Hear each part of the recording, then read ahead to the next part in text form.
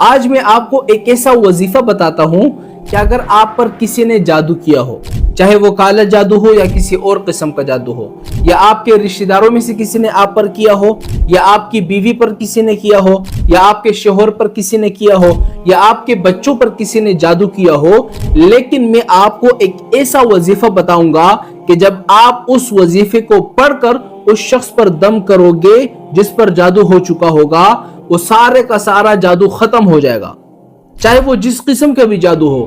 یہ وظیفہ اتنا طاقتور ہے اور اس وظیفے کو میں خود آزما چکا ہوں۔ میرے پاس کافی لوگ آتے ہیں، ان پر جادو ہو چکا ہوتا ہے اور عاملوں کے پاس جاتے ہیں، 10-10 ہزار روپے 20-20 ہزار روپے دیتے ہیں، لیکن پھر بھی ان کا جادو ختم نہیں ہو پاتا۔ لیکن جب میرے پاس آتے ہیں میں ان کو یہ وظیفہ بتا دیتا ہوں، اللہ تعالیٰ کو شکر ہے کہ آدھے گھنٹے کے اندر، کسی کا 5 منٹ کے اندر وہ جادو ختم ہو جاتا ہے۔ یعنی ایک ایسا طاقتور وظیفہ میں آپ کو آج بتانے لگا ہوں۔ اب اس وظیفے کو آپ کیسے کرو گے؟ سب سے پہلا کام آپ نے کیا کرنا ہے کہ 11 مرتبہ درود شریف پڑھنا ہے۔ درود شریف سب کو آتی ہے، اللہم صلی علی محمد وعلی آل محمد۔ اس درود پاک کو آپ نے 11 مرتبہ پڑھنا ہے۔ سب سے پہلا کام ہو گیا۔ دوسرا کام آپ نے کیا کرنا ہے؟ دوسرا کام آپ نے یہ کرنا ہے کہ سورہ فاتحہ کو 3 دفعہ پڑھنا ہے۔ سورہ فاتحہ سب کو آتی ہے، الحمدللہ رب العالمین الرحمن الرحیم۔ اس سورت کو آپ نے 3 دفعہ پڑھنا ہے۔ 2 کام ہو گئے۔ تیسرا کام آپ نے یہ کرنا ہے کہ قرآن شریف کے اندر سب سے آخر میں 4 قل ہے، قل والی جو صورتیں ہیں، قل یا ایھا الکافرون، سورہ اخلاص جو ہے، قل هو اللہ احد، قل اعوذ برب الفلق، قل اعوذ برب الناس۔ ان 4 صورتوں کو آپ نے 3 دفعہ پڑھنا ہے۔ یعنی سورہ کافرون کو 3 دفعہ، سورہ اخلاص کو 3 دفعہ، سورہ فلق کو 3 دفعہ، سورہ ناس کو 3 دفعہ۔ ان 4 صورتوں کو آپ نے 3 دفعہ پڑھنا ہے۔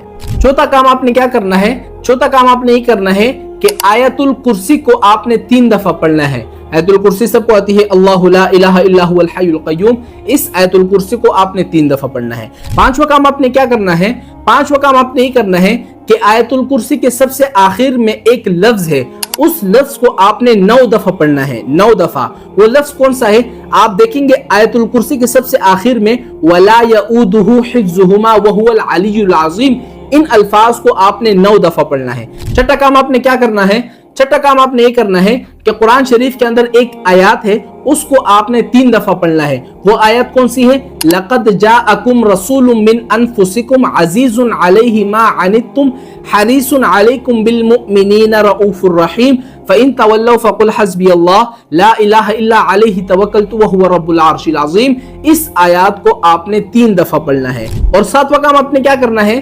7واں کام آپ نے یہ کرنا ہے کہ سلام قولا من رب الرحیم۔ اس آیات کو آپ نے 7 دفعہ پڑھنا ہے۔ اور سب سے آخر میں 8واں کام آپ نے کیا کرنا ہے؟ 8واں کام آپ نے یہ کرنا ہے کہ پھر سے 11 مرتبہ درود شریف پڑھنا ہے، اللہم صلی علی محمد وعلی آل محمد۔ اس درود پاک کو آپ نے 11 مرتبہ پڑھنا ہے۔ لیکن یاد رکھیں، جو چیزیں میں نے آپ کو جتنی دفعہ بتائی ہے نا کہ یہ چیز آپ کو اتنی دفعہ پڑھنی ہے، یہ چیز اتنی دفعہ پڑھنی ہے، تو آپ کو اتنی ہی دفعہ پڑھنی ہے، اس سے کم یا زیادہ نہیں پڑھنی، پھر اثر نہیں ہوگا۔ جب آپ اس وظیفے کو کر لو گے تو پھر اس کے بعد آپ کیا کرو گے؟ اس وظیفے کو پڑھنے کے بعد جس بندے پر جادو ہو چکا ہوگا اس پر آپ دم کریں اور پانی پر بھی دم کر کے اس بندے کو پلانا ہے۔ انشاءاللہ 5 منٹ کے اندر، آدھے گھنٹے کے اندر اس بندے پر اثر آنا شروع ہو جائے گا۔ اس پر جتنے بھی جادو ہو چکے ہوں گے سارے کے سارے جادو ختم ہو جائیں گے۔ تو امید کرتا ہوں کہ آپ کو یہ وظیفہ سمجھ میں آ گیا ہوگا۔ اگر سمجھ میں نہیں آیا تو ڈسکرپشن کے اندر میں نے اس وظیفے کو لکھ دیا ہے، آپ وہاں بھی جا کر ایک دفعہ دیکھ سکتے ہیں، انشاءاللہ وہاں پر جا کر سمجھ میں آ جائے گا۔ اور یہیں سے میں آپ سے اجازت چاہتا ہوں، دعاؤں کی درخواست ہے، مجھے بھی اپنی دعاؤں میں یاد رکھیں۔ السلام علیکم ورحمۃ